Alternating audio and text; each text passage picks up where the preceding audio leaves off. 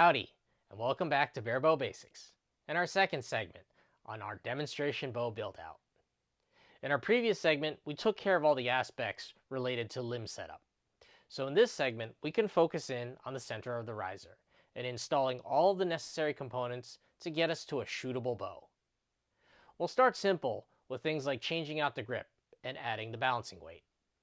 And then we'll move into installing the plunger and the arrow rest.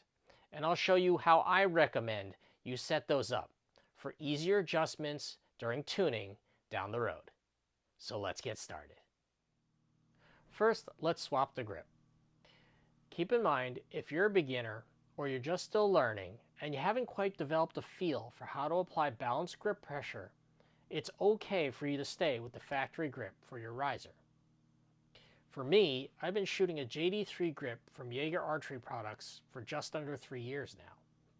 And as a result, my bow hand is very accustomed to applying balanced grip pressure on that specific grip face.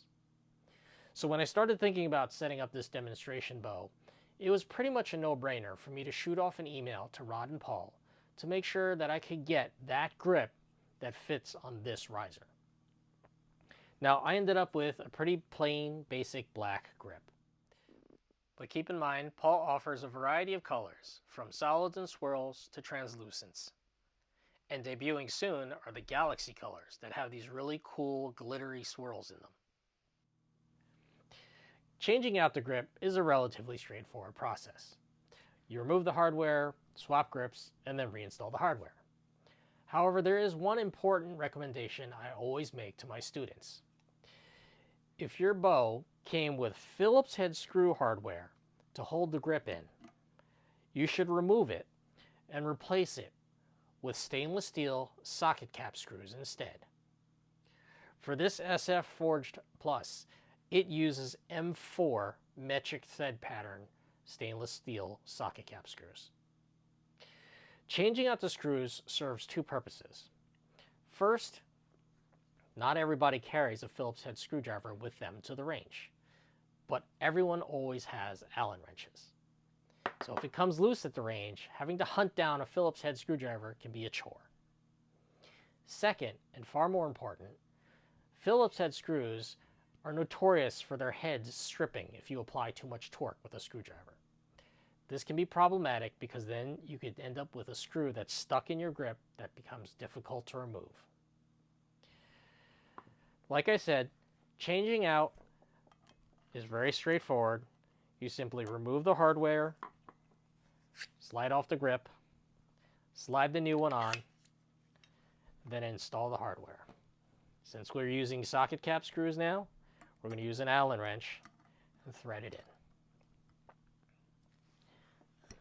in. It is such an easy process that it typically takes less than a minute. Just like that. Next is the bow weight. And there's not an awful lot to say about it, since in the grand scheme of things, it's just a hunk of metal that bolts to the front of your riser. But I do have an important tip. I see an awful lot of these vibrate loose on beginner bows at shooting events on the line. The best way to deal with this is to get a brass 5/16 inch washer. Insert the washer between the weight and the steel bushing on the front of the riser. Brass is a compressible metal, so when you tighten down the bolt, the washer will deform ever so slightly. This ensures that the connection stays tight and is much more resistant to any recoil vibration that might inadvertently loosen the bolt or your weight. Before we continue on, I feel that it's important that we take a moment to discuss some fundamental concepts of archery philosophy. It's no mystery that consistency is key in archery. After all, if we shoot the arrow the same way every time, it'll fly to the target the same way every time and land in the same spot. And then we can just make adjustments to bring that arrow into the center of the target. But I like to expand on that, and I preach to beginners the concept of repeatable consistency. And while that may sound redundant, I promise you that it is not.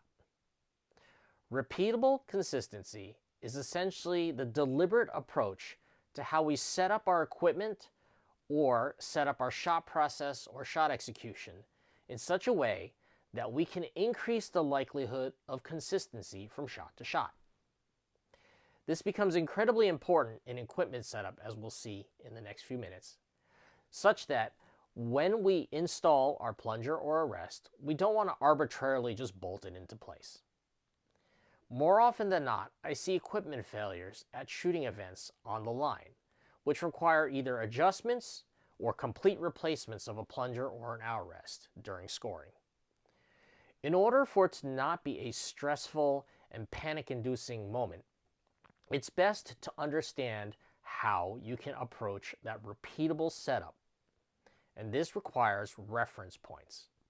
So let's dive into installing the plunger and the rest, learning to use reference points so that in the future, if we ever have to make adjustments or replace a component on the shooting line during scoring, it will be a stress-free, easy-peasy moment. So to begin, I'm going to recap the assembly of the modified Shibuya plunger. If you'd like more information on how to create that usability modification, you can look at the previous segment on plunger and arrow rest selection. We'll start by taking the housing and then our modification bolt and threading it into the back. If this doesn't have adequate tension, you can increase the tension by screwing this rear set screw in. It should press on a little nylon disc washer that's inside. That was provided by Shibuya from the factory. Hopefully you didn't pop it out or lose it. Once it's bottomed out, just like limb bolts, I'm going to take a Sharpie, this time silver, to create an indexing line so that I can easily keep track of partial or full rotations. There we go. Okay, and then we're going to put our plunger tip into the barrel and then our spring. There was some concerns about binding for some people. Then they took it apart to make their adjustment. Keep in mind, this is a tapered spring. It's wider on this end than it is on that end. The smaller end must go in towards the plunger tip first. Very important, otherwise you do get binding. You'll notice that the outer diameter of the wide end of the spring pretty much fills the inner diameter of the barrel, as does the outer diameter of our modification bolt. So there's no need for any kind of wash or anything like that to complicate things. Keep it real simple. The face of the bolt will engage the rear of the spring and it'll be just fine. We'll thread the barrel into the housing and then go ahead and tighten our forward set screw that locks the two components together. Just like that. Now, the adjustable range using the modification bolt is about 6 full turns. Any more than that and you start to develop slack or play at the tip. So if we count it out, 1, 2, 3, 4, 5, 6. You can see there's just barely any movement at this point. If I go out to, let's say, 6.5, we can see visible play at this point. So keep your rotations at 6 or less. For this setup, I'm going to start at about 4.5. I think that'll give me the adequate amount of pressure that I want, but still be pretty cushy. Okay. So we're ready to begin the installation. We're going to go ahead and take our Spigarelli ZT rest and place it on the riser.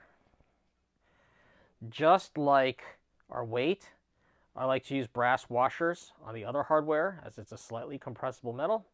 That'll help keep things tight and avoid any vibration-related loosening. We'll go ahead and thread our first item in, the arrow rest bolt. We don't need to put it real tight. It's just going to be loose. And then we're going to take our plunger and install it in the second hole. Again, we don't want to arbitrarily bolt this wherever we want. We want reference points. So our first reference point for arrow rest setup is to push the rest up against both pieces of hardware here. That way we know anytime we make any change, if we have to reposition the arrow rest, we just push up and it'll be in the same spot vertically. Then we push it in towards the riser till it touches. This is our second reference point. With these two reference points, we can guarantee we can swap this Spigarelli ZT rest out with another one and put it in the same exact spot as previous setups. Once we have those two reference points set up, we can go ahead and tighten our arrow rest bolt. Okay? We want to make sure that we can still turn the plunger housing. You don't want so much pressure against these threads on the bottom here that you created binding. It needs to be able to turn freely because we're going to be making center shot adjustments with this. Speaking of which, don't worry too much about exactly what the center shot is right now. Just put it somewhere in the middle. Okay? And then loosely tighten your barrel nut. Finger tighten it. Your plunger is in place. Your arrow rest is in place. One more note. You made sure that the arrow rest bolt is not protruding from the face of the riser shelf. I've seen a few installations where it comes out and then it creates a potential collision hazard for the arrow. You don't want to damage your arrow if it flexes and scrapes against the tip of that bolt. So make sure it's recessed. The next step is setting up the rest wire area. This is generally the hardest area for beginners because Spigarelli doesn't include any kind of good documentation. This is how I approach the setup. I'm sure other people have their own methods, but this works consistently well for pretty much everyone that I teach it to. Start by backing off the larger collar bolt and then the smaller set screw. This will allow the wire to pivot and move freely as well as slide up and down easily. Our goal at first is to just gently turn the set screw till it's just about flush with the collar. We're not trying to tighten the wire in the collar with this set screw. Then you can see the wire still pivots very easily. There's no friction on it. Using the bigger bolt in the collar, we'll snug it down against the wire. This does not need a ton of force. It's just enough to hold the wire in place. Gentle pressure of the wire should not move it, but moderate force on the wire should be able to pivot it. If we hold the collar down by the black bolt, we can then pivot it back. If we need to adjust the vertical position, we can basically push down and pivot it back and forth to walk it down for larger diameter arrows, or push up and pivot back and forth to walk it up for smaller diameter arrows. We'll set it about in the middle until we get to that step later. That is all the amount of force that's necessary on those two screws. I see too many people try to dog them down tight, and what that actually does is it puts a kink in this leg of the arrow rest wire such that it's bent. And once it's bent, it doesn't pivot in the opening smoothly anymore, and it creates binding on the movement action. The next step is resolving the action. To resolve the action, we're going to hold the wire in and screw in both of the screws till it holds the wire in place. Then we're going to back off the top one slightly and then slowly back off the bottom one until the wire moves. At that moment, use zero tolerance to the play in this pivot point, hence the name of the rest. To zero tolerance the top one, we hold the wire in again, tighten it, and then back it off slowly until the wire moves again. At this point, this wire in this hinge pivot has the least amount of play possible. That is the beauty of this design. You'll notice that the wire on this setup clears your plunger body barrel. This is important. You may need to bend your wire if you don't get good clearance. You'll need to bend it up more and then walk it down, like I showed you, by pushing down and rotating back and forth to get the clearance that you need. The last adjustment is for magnetic force. If you want less force, meaning it's easier for the arrow to move the wire, you can adjust this nut and set screw to go down. And if you push down with that screw, it effectively pushes the barrel away from the magnet that's in the body right here, so that less force is required to move the wire. I'm going to leave it at this default position for now. We'll see how it feels when we start shooting it. The other two reference points deal with the relationship between the arrow shaft, the rest wire, and the plunger tip. These are especially important to know and understand well, because we'll be using them throughout all of our adjustments for tuning and shooting going forward. Reference point 3 deals with the arrow shaft and how it sits on the rest wire. I see far too many people wrap the tip of their wire up aggressively around the outside of the shaft. They're afraid that the arrow shaft will actually fall off the wire. What it really does is creates an obstacle for the arrow, because when the arrow flexes due to dynamic spine reaction, it'll hit the tip of the wire and kick up or bounce off and make a ton of noise. Instead, the better approach is to bend the tip of the wire up only slightly and support the bottom outside corner of the arrow shaft. Then the wire runs to the rest body as usual. This is enough inward force to keep it against the plunger tip and will provide ample clearance for flex when necessary. Reference point 4 deals with the relationship of the arrow shaft to the plunger tip and its position height-wise. We always want the center of the shaft to be equal to the center of the plunger tip in height. Any other position, whether the arrow shaft is above or below the center line of the plunger tip, is very hard to duplicate and becomes arbitrary. When the center of the shaft is set to the center of the plunger tip, it'll always be easy to reference. Now, it's important to note that these two reference points are interrelated, because adjustments to the wire can change the height of the position of the shaft on the plunger tip. So it's not only necessary to move the wire in and out to get the correct reference point 3 contact, but also to move the wire up and down to get the correct reference point 4 contact. Let's go ahead and check our reference points with that knowledge. We'll knock an arrow, place it on the wire. Quickly see that our wire guess from before was not even close. So we'll push it in until the curvature of the wire tip matches the curvature of the arrow shaft, just like that.